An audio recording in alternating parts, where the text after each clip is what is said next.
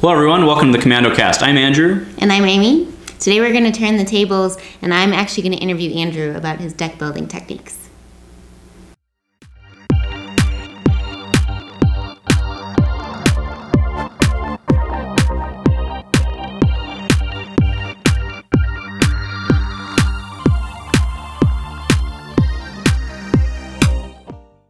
Alright, so like Amy said, today we're going to be talking deck building tactics, specifically starting from scratch, not just looking something up on the DB and then looking at someone's list and tuning it. We're talking about starting from scratch. How do we figure out what characters we're going to play and build a deck around it? But first, how was your week in Destiny, Amy? It was good. It was good. I went 2-1. I was playing Jin, Luke. And this was at the Gongai Trilogies tournament? Yep. Yes. Okay, yeah. Great. Yeah, I was playing Tarkin Snoke and ended up winning it. Those games are up on the Dice Commando channel if you want to check them out. Are you going to play that again this weekend, or? Yeah, I think so. I was kind of starting to get used to it. Like the first week with it, I lost, went 0-3, I think. But then came back 2-1 this last week. So I think, like, for me, I need to play a deck a little bit, and I kind of get used to it, and then I get better at it. I think that's what everybody needs to do. So, all right, let's go into it. So you have questions for me on how to start from scratch on deck building. So let's do it.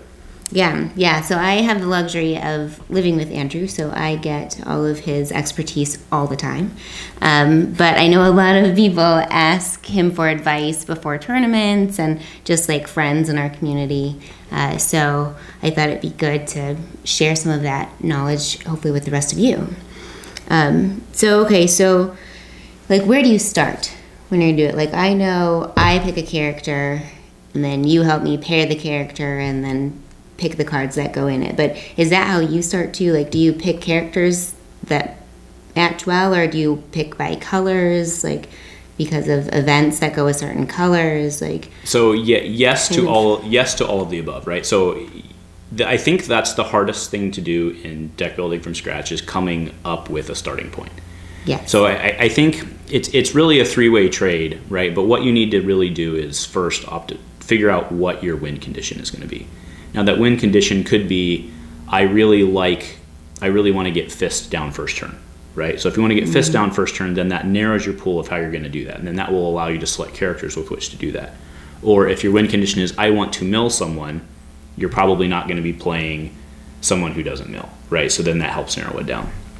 On the other hand, you could do something just like you said. You could be like, I really want to play this character. I really think Beckett's really amazing. Let's figure out how I can use Beckett. And I really think that's how you end up with something like Beckett, Sienna, Fire Spray, right? You had the luxury of playing that deck some during the last, and those two, if you were to look at those two characters just sitting on the table next to each other in a vacuum, I don't think that you would naturally think they go together, right? The point values don't add up, but once you start throwing in, okay, what I really want to do is use Sienna's ability to reset something, and then you look at what can I do. She pairs well with him to get the dollar to throw the Fire Spray down, and then you can start. So I think that's how you end up on a deck like that, right? I mean, inherently, well, maybe Yoda Leia 2 is like a better example, right? But if you were to look at Yoda and Cassian next to each other, there's actually two ways you could play that deck. So again, you have to determine what your win condition is going to be. Am I going to go for damage? Am I going to go for mill? And then that's going to dictate really how you do that deck. The next thing is, again, once you kind of have that starting character, it does help narrow down some again for what partner or partners you want to put them with. Another place that you may want to start is you say, I want to start with Armored Reinforcement to get Black 2 down on the table. And then naturally you're going to say, okay, I want Mauler. And then am I going to play another 15 point with them because that makes sense? Am I play a 14 point? So it really just starts narrowing your decision tree from there. So I do think that with the new set coming out being tribal, that helps a lot of people get a starting point, right? I mean, Han Kira was a very obvious one that a lot of people started with. If you look at, even Vader, right? Someone was like, okay, I want to play Vader. What can I play with him? You can play Jawa, you can play Battle Droid, you can play Greedo, right? Those are really your options. So that narrows it down. So right, because you only have so many point costs. Like, right. So I'm not saying that it's an easy thing to do to start, but fundamentally something's going to bring you to the table and be like, all right, I want to build a deck that does this. And once you have that, it's either I want to build a deck that does this, or I want to build a deck that uses this character.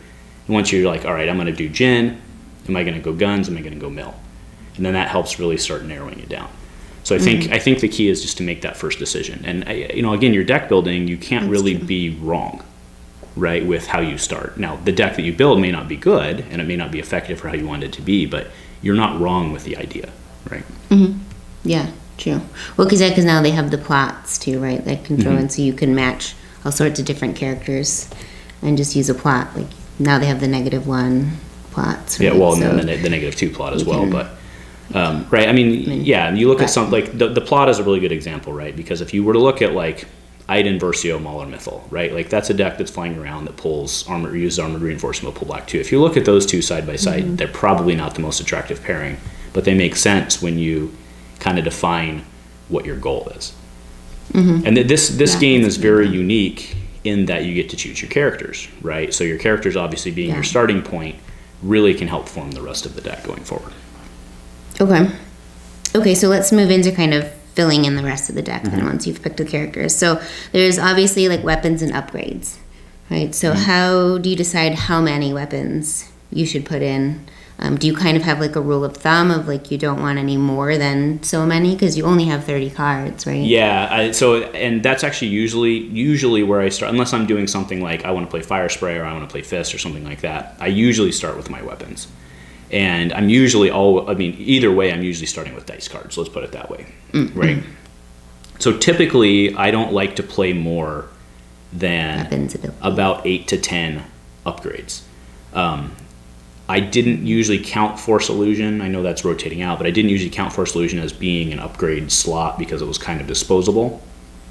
But maybe if you were playing like a 5-die villain, maybe you could play a couple more upgrades. Obviously, if those upgrades are dispensable or they're 0 cost, you might have more. But generally, I'm looking in the 8 to 10 range, right? And 8 to 10 die upgrades.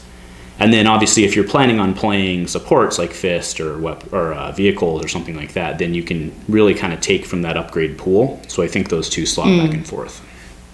And speaking about supports, right? Supports tend to be this kind of flexible box when you're building your deck, because take something like Suppressive Fire, right, which is the 0 cost red card that you put in play and then you pay 1 on a later point to get rid of a die. Right. That kind of for me goes into the event bucket, right, because it kind of counts as a removal. I'm not really counting that as a support. So you kind of just have to be flexible with how you do that. But yeah, so my general rule of thumb is 8 to 10. In Tarkin Snoke, which I'm playing right now, I obviously play more because I'm playing a bunch of 1-cost upgrades, so you can more dependably get them on the table. But really, fundamentally, everything is dictated by how much money you can make. And in most decks, that's 2. But obviously, actually in a lot of decks these days, it's 3. So... so that sort of puts us into talking about the cost curve, right? So a lot of decks can be starved for money. So how do you kind of decide the cost of the cards that you put into your deck? Sure. Yeah. Well, I mean, especially when you're considering 10 weapons that are maybe 2 to 3 costs for the majority of them, right? You maybe have 1 or 2 1 costs, but sure. So for that, let's actually talk Blue Hero, right? So when I was building a lot of your Blue Hero decks, the Blue Hero is they're a somewhat unique faction in that you want to get their 3-drops on the table. So a lot of the 3-drops, I think you consider to be overwrites.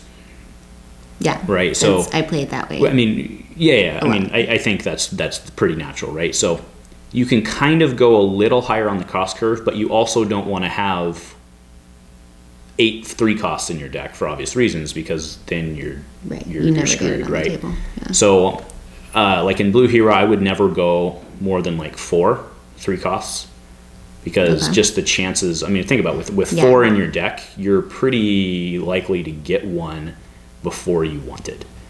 And I mean, in the Blue Hero deck, barring like an early binds or a Destiny or something like that, you really don't want it before like turn 2. So you kind of just have to do the math on what's my likelihood to draw it. Can I let it sit in my hand for 2 turns before I can play it? Can I afford that? Otherwise, it just ends up being a pitch to reroll, and then you might have wanted to play an event instead, right? So. Yep. Yeah, which has happened to me multiple times Right. where that's like the only weapon that you pull on your first turn Mm-hmm. and you're like, I know I'm not going to get 3 monies this time. So, and then you inevitably end up spending it on the 1-cost events in your hand. Mm-hmm. And so then you're still stuck with the 3 the next round. And then you pull a 2 and you're like, great. But I still have this 3 that's sitting in my hand for another round because I can't put it down yet. Right. Yeah, now, I mean, in the case of vehicles, I think you can break the cost curve a little bit because, A, there's a lot of ways to cheat vehicles out. There's, of course, armored reinforcement. Now, you don't get the overwrite thing with that, but I think in most cases you're assuming if you're playing vehicles that your characters are more designed to do their damage through money, right? Their job is going to make you money, which will then lead to vehicles. So that kind of changes your cost curve for that. But again, everybody has a cost curve of 2. Every deck has a cost curve of 2, and then depending on how you're planning on using your characters. Time when I failed on that is earlier episode. Mike and I made a Yoda Han deck. We called it YOLO, and we went with a bunch of 3 costs. It was like, oh, we're just going to get Theed and use Han to get Theed. Well, the problem was that deck wasn't winning Theed, so you weren't getting the money, and we had a bunch of 3 drops in there, and there was severe money. I mean, yeah, you can roll money Yoda in and get the money if you need to, but it was somewhat ineffective. So we kind of screwed up the cost curve in that, right? So it absolutely can happen where you screw up the cost curve. Yeah, but no, I meant rolling in Yoda. It's unlikely he's going to get you many points to win your battlefield. Oh yeah, I see. Yeah. Well, I mean, the backup plan, of course, was to roll out Yoda, but there's a big difference of being able to roll out Theed and then drop Han for 1, and then roll in Han, and then maybe get another money on his special or flip into specials versus rolling out Yoda and hoping you can make the money before you bring in Han. You really slowed the deck down, and so it wasn't. We had not accurately played the cost curve in that, so it will certainly bite you and slow you down. That's probably one of the most important things in deck building is the cost curve. Okay. Yeah, that's true. I mean, that's true because I've definitely been stuck at times where you're like, be great if I could play any of these cards, but I don't have any money for them. So I'm just going to take 10 damage because I can't do anything about it. Yeah, well, and that's why a character like Beckett is really good, right? Is he has that built-in truce, and of course you don't want to give your opponent money. Like, I'm not saying that that's a good thing, but he can bail you out of getting stuck with that 3 drop that you can't do anything with. So Beckett is, I think, is a very useful character in that regard, or characters like Beckett, something like that. Right? Okay, so the next obvious discussion is events, pretty much, and I kind of wanted to focus more because I tend to use it a lot more is like removal. I like the blue hero, the control, the dice control. So how do you decide what type of removal to put in your deck? There's so many, like there's hidden motive, there's doubt, there's easy pickings, like there's so many different ones that are almost the same but not exactly the same. Like how do you decide which one is like the right one to put in a deck? So interestingly enough, when it was back in Awakenings, when it first came out, I very much had a formula to how I was building my decks, and the events, there would be roughly 16 of them, right? 16 or 18 events would be what you'd run, and depending on if you were running supports or not. But I would try to run about 2/3 of them or so with removal, and then you want to also have some utility / trick cards, right? You want the card that gets you an extra money if you need it. You want maybe an ambush card, right? Like a quick draw or something like that, right? Yeah, so you always want to leave slots open for utility cards, and then have, I don't know, maybe half to 2/3 of your events be some sort of removal or a disruption. If you like doubt, I don't necessarily consider doubt to be a removal, but it really is a disruption to get them off of what you don't want them to have. And sometimes you can get lucky, right? But doubt really is just kind of a disruption. So that's not necessarily removal. Now, that's a card that I put into basically every villain deck, right? But anyways, continue. Sorry. Yeah. Oh no, it's totally fine.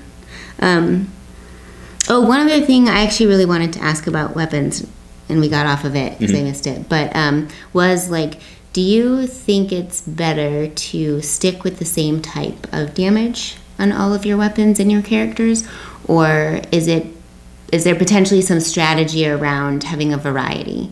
So if people have removal for only specific types of damage, that maybe you have other damage to counteract it. Like, I don't know. Is there any kind of thought? Well, sure. On I that? mean, sure. The easy answer is that you want to match damage sides. Like that's the easy answer. But I can tell you to play a lot faster. Right, and especially if there's modified sides, right? If there's any modified sides, you're basically going suicidal. So, but one example that comes to mind is Vibro Cutlass. So I played Vibro Cutlass in that Beckett Val deck, right? That makes a lot of money. So I played like Donderbus, L30, X8, Hold Out, all the basic guns you would expect. But then I also played Vibro Cutlass, just because it's a 3, maybe a 4 power die, and yeah, it's melee, but it's on the table and it's 4. So I don't think it's a hard fast no that you can't play mixed damage. And certainly if your characters have mixed damage, like Red Hero, for example, Red Hero very commonly has guns and indirect. So I don't think it's that big of a deal to play those together. You know, Blue Hero, or not necessarily Blue Hero, but a lot of the blue weapons have modifieds on them, so that makes it a lot harder, right? And I think that's why you don't see a lot of lightsabers in non-blue decks. But I don't think I think generally, yes, you want to try to play, I mean, it's just more efficient, right? To play stuff that matches, but I don't think that you have to, like, throwing a Darksaber in a deck, like, Darksaber is never, like, a bad card. Yeah. Right. So. Yeah. So essentially, if you throw in different damage, just if it doesn't have modified sides on it, it's probably better than. Sure. Yeah. I mean, if you have the option of, like, let's say there was a 2-gun, 3-gun, 4-gun redeploy yellow weapon, I'd probably play that over the Vibro Cutlass. But the Vibro Cutlass just brings what I want to the table, which is a big die that my opponent has to react to. So I don't think there's anything wrong with playing mixed damage in that case. Okay. All right, so the last kind of thing on. Well, so you were still on events, right? I just wanted to talk about removal. Oh, okay. But I guess, and we kind of touched on utilities and other. I mean, you talked about how many kind of each that you should have of utilities versus events. So I mean, let's talk about your to kind of highlight that point. Let's talk about your Jin Farm Boy Luke deck, right? That you're playing right now. So it has Hidden Motive in it, obviously, but it also plays Conflicted, which I consider to fill a utility slot. Right, great card. I know you love that card, which is also why I put it in there. But it fills a utility slot. It also has Intense Fire in there, right, which lets you resolve a die for +1 or +2. Very much utility, right? So you have to use some slots for utility or for card advantage or whatever, and then kind of surprise attack type. Right, and then for events, I was talking about cost curve on the events. I generally try to obviously stay. I mean, this isn't a groundbreaking statement, right? 0 cost removal is amazing because your opponent can play around you having resources, but they can't necessarily play around you having a doubt or a hidden motive all the time, right? Like they can't just always guess that you're going to have the 0 cost removal you need, and that is why I do think villain is stronger than hero. Straight up is because he doesn't like you and doubt. 2 0 cost removals that the heroes just don't have.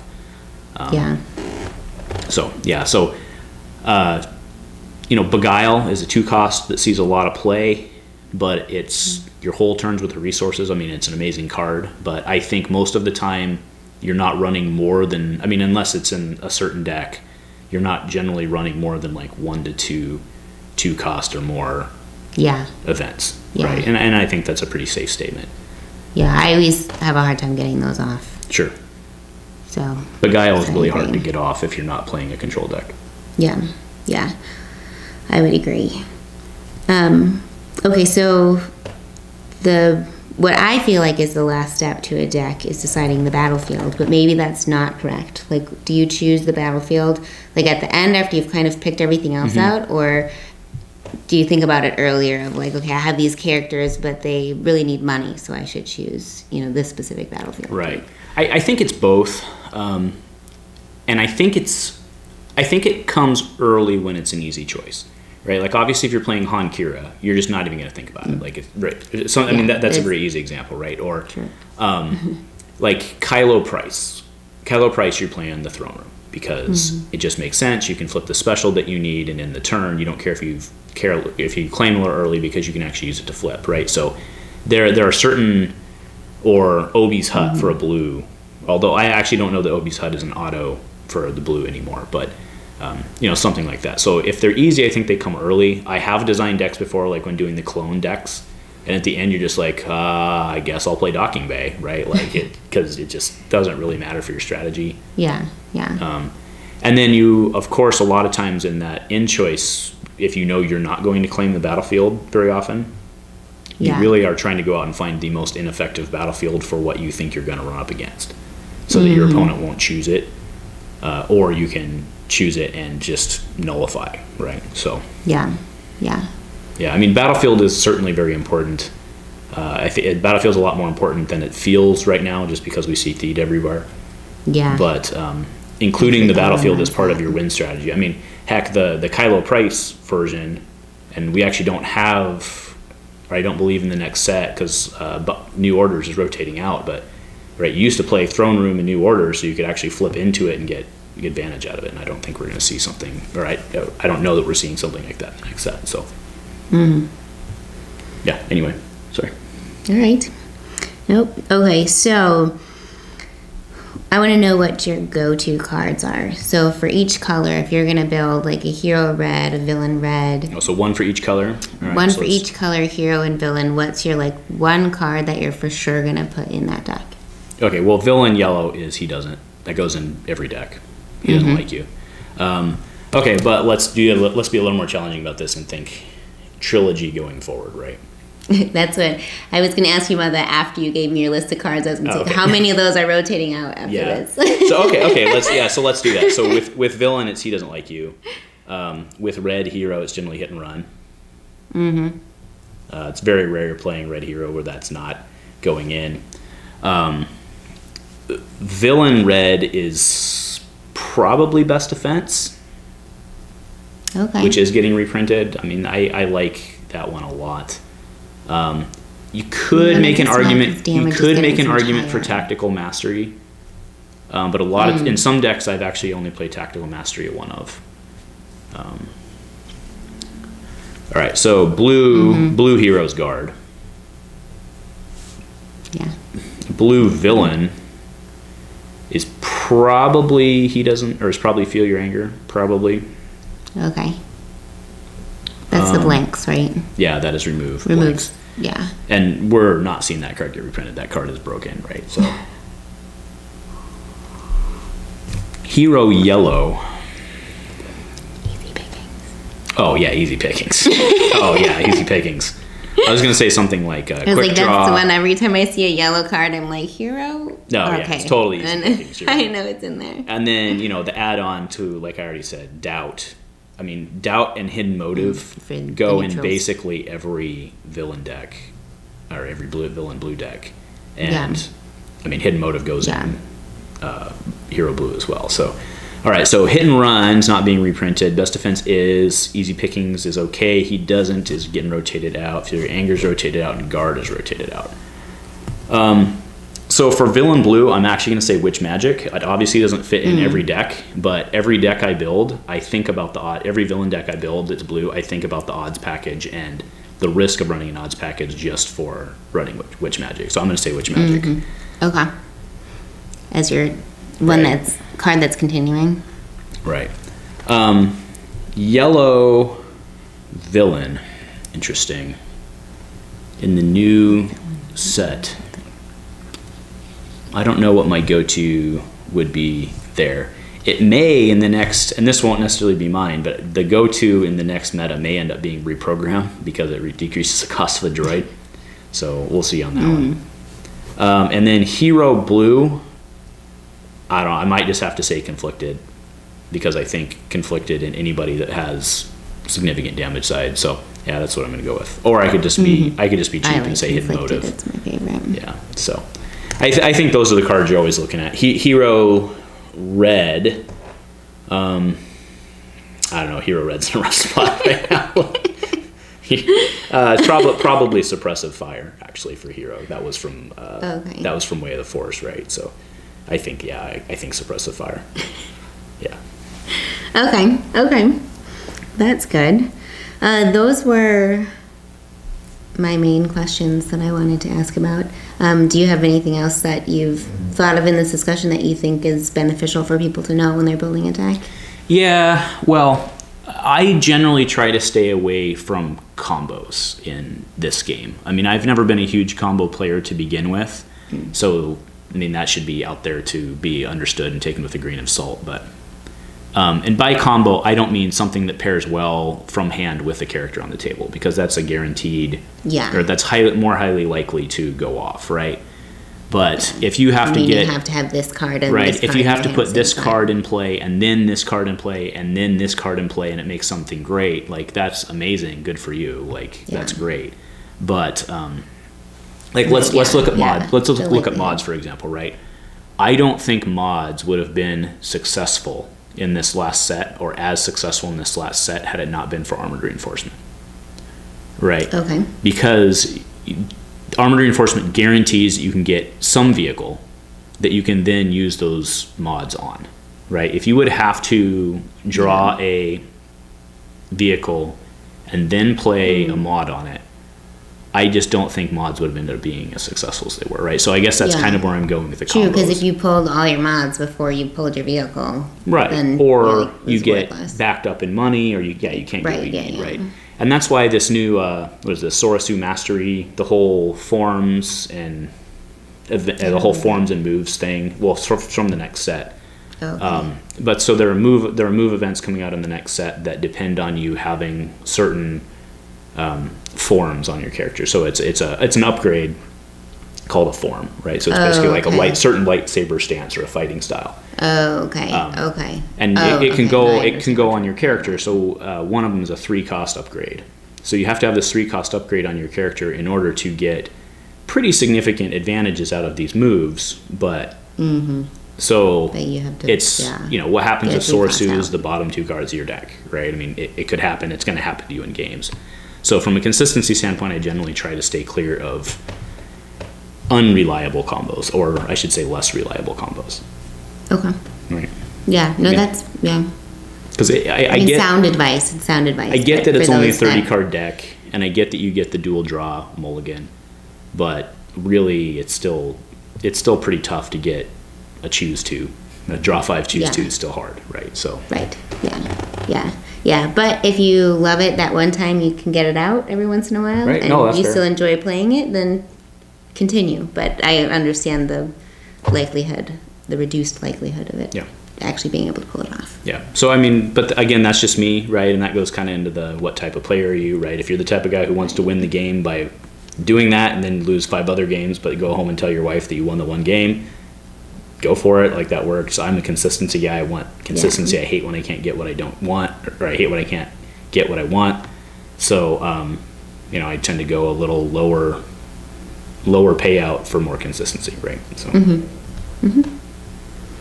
Well, that was good. I'll just say that I still, as always, hope people just have fun playing the game and enjoy yourselves. And we'll see what happens with the new set when we lose a whole bunch of cards and how things change. And it's going to be exciting. It's just a couple weeks away. Yeah, and don't. There's a whole bunch of resources out there for SWDB is great for going and looking at decks, but sit down and build your own deck sometimes. And I'm not saying that you can't net deck, that's not what I'm saying, right? But there's value to be gained, and there's a lot, I think, to be learned about actually throwing your own deck together from scratch, in that you can kind of learn what does and doesn't work. And even if you only doing that as an exercise to take to casual night so that you can then learn things for doing a deck tuning, you can still kind of learn what does and what doesn't work, because you're going to say, why the heck did I put this card in this deck? It didn't work. And then you're going to say, okay, well, this card's kind of like this card, and you can kind of start to analyze why it doesn't work. So I encourage everyone to go out and do it. Again, net decking is not the worst thing in the world, but we get people all the time on the YouTube channel asking for deck list, and if you really think about it, like, you already have the character pairing, you've seen probably 10 cards in their deck or 15 cards in their deck, like, you should probably be able to pretty much construct what's in the deck, and maybe that's the exercise to do, right? I think there's value to be gained by doing that. Or at least have like a starting to be point, had. and then right. Yeah, so I mean, and we've talked about this before, right? Like, the character pairings, like, you're probably not coming up with some unique character pairing, right? There's only so many characters out there. There are only so many combinations that make sense, right? You're not going to be the one person in the world playing this type of character pairing that's going to like win worlds. So don't get too hung up on the character pairings. If you see somebody playing something, you can steal that idea. That's fine. That's not net decking. But then try to figure out how you want to play the deck, because just net decking entirely, you don't necessarily understand certain interactions and why certain cards were chosen. So obviously it's a great starting point, but again, I'd say just look at it, get some information, and then try to build from scratch. Yeah. There's a lot of times when I'm writing in my binder that I'll get like 24, 26 cards, and then I'll go on the DB and I'll look at 5 or 6 other decks just to get some ideas. Like, that makes sense. I don't understand that at all. And then just kind of throw together what I want. So again, go do it. I encourage you, especially with the new set coming out, just play around with stuff, figure out the decks, and have fun with it. Yeah, well, and as you play, too, like, it's nice, actually, like, our play group sometimes gives feedback, right, when you're playing someone else and you lose, and they're like, oh, I totally thought you were going to do this with that, and you're like, oh, I didn't even think about that. Like, well, I'm not even playing Force Speed. I was like, oh, sweet, I'll remember that for next time. Like, I remember I can use that card that way, because sometimes you don't think about it. Like, I think about my cards a lot as, like, only controlling my dice. So, like, oh, when it says reroll a die, I think, like, oh, one of mine. Right. And then someone's like, oh, I thought you were going to make me do that on mine, and I was like, oh, I didn't even think about that. Like... Yeah. You know, so it's just like, that helps too, and just think about things in different ways. Of like, if it says reroll a die, it doesn't have to be yours, even though it's your card. Yeah. Like, Good. But, all right, well, is that all the questions you have for me? That was it. Okay, well, hopefully this added value, and hopefully it was something you guys enjoyed watching. If you enjoy what we're doing on Dice Commando channel, please give us a like or subscribe. We always appreciate that. And if nothing else, thank you, Amy, and go Commando. Go Commando.